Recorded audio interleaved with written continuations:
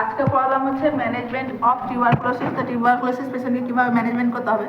তো ফার্স্ট হচ্ছে আইসোলেট পেশেন্টকে আইসোলেশন রাখতে হবে, যেটা হচ্ছে রেসপিরেটরি প্রিকশন নিতে হবে পেশেন্টের কাছে গেলে। নেগেটিভ প্রেশার রুম দিতে হবে পেশেন্টকে। নেগেটিভ প্রেশার রুম বলতে বোঝায় যে লিমিটেড কি থাকবে, দরজা জানলা থাকবে, পিপি পরে যেতে হবে, পার্সোনাল প্রোটেকশন ইকুইপমেন্ট। ডায়েট পেশেন্টকে যেহেতু হচ্ছে যে কি অ্যানোরেক্সিয়া দেখা যাচ্ছিলো বা পেশেন্টের ওয়েট লস হচ্ছে, high calorie high protein diet, সঙ্গে হচ্ছে ভিটামিন B6 দিতে হবে, B6 দিতে হবে। আফটার স্টার্ট এটিটি হচ্ছে যে ডিজিজ নন কন্টিনিউয়াস, কতদিন পর হচ্ছে যে পেশেন্ট হচ্ছে যে নিজের কাজ করতে পারে, সেটা হচ্ছে 2 to 3 উইকস পর। Sputum negative after 3 month of ATT, কতদিন পর হচ্ছে যে স্পুটাম নেগেটিভ 3 মান্থের পর। এবং পরপর যদি 3টা হচ্ছে যে কন্টিনিউয়াস নেগেটিভ স্যাম্পল আছে, তাহলে পেশেন্ট হচ্ছে যে কি বিকাম হচ্ছে রিকভার। এখানে হচ্ছে যে কখনোই হচ্ছে যে অ্যাজ পার ফিজিশিয়ান অ্যাডভাইস ছাড়া কখনোই মেডিসিন স্টপ করা যাবে না কমপ্লিট কোর্স ছাড়া অ্যান্টি টিউবারকুলোসিস থেরাপির ক্ষেত্রে। এবার হচ্ছে এটিটি বা ডটস হচ্ছে direct observational treatment short course.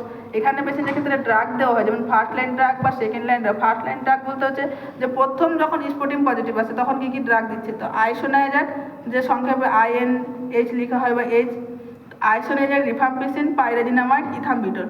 তো এটা হচ্ছে 2024-এর পর ফার্স্ট গাইডলাইন ছিল। এখন নতুন যেটা 2025 এসেছে সেটা হচ্ছে কি ইথাম্বিটলের বদলে এখানে চেঞ্জ করে কি দিচ্ছে, মক্সিফ্লক্সাসিন দিয়েছে।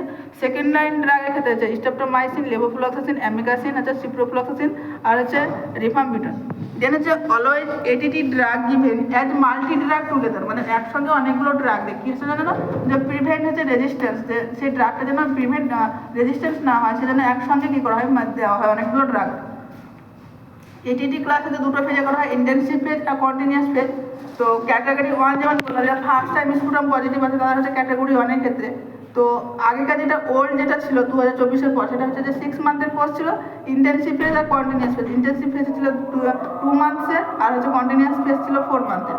তো ইন্টেনসিভ ফেজের ক্ষেত্রে যে ড্রাগগুলো ছিল HRJT, যে আইসোনাইজার, রিফাম্পিসিন, পাইরাজিনামাইড, ইথাম্বিটল ছিল। আর হচ্ছে কন্টিনিউয়াস ফেজে ছিল হচ্ছে যে কি আইসোনাইজার, রিফাম্পিসিন। বাট নিউ গাইডলাইনে কী হয়েছে যে কি কোর্সটা 6 মান্থে ছিল, কিন্তু নিউ গাইডলাইনটা হচ্ছে যে কি intensive phase plus continuous phase দুটোই হচ্ছে যে 2 মান্থ করে, টোটাল 4 মান্থের কোর্স থাকছে। এখানে হচ্ছে ড্রাগেরও চেঞ্জ এসেছে, যেমন আইসোনাইজার, রিফাম্পিসিন, পাইরাজিনামাইড, এখানে ইথাম্বিটলের বদলে কী নিয়েছে, মক্সিফ্লক্সাসিন নিয়েছে। দেন হচ্ছে যে কি 2 মান্থে যে কন্টিনিউয়াস ফেজ, সেখানে আইসোনাইজার থাকতে, রিফাম্পিসিন থাকতে, মক্সিফ্লক্সাসিন থাকতে।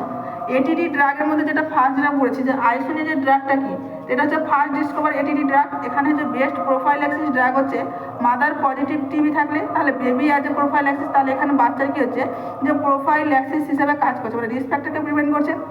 মোস্ট টক্সিক সাইড এফেক্ট দেখা যায় যে হেপাটোটক্সিক দেখা যায়। এই জন্য পেশেন্টের ক্ষেত্রে যে আইসোনাইজার ড্রাগ দেওয়ার আগে ফার্স্টে কী করতে হয়, ইলেকট্রিক টেস্ট করে দেখতে হয়, যে লিভার ফাংশন টেস্ট করে দেখতে হয়। তো আজকে এই পর্যন্ত।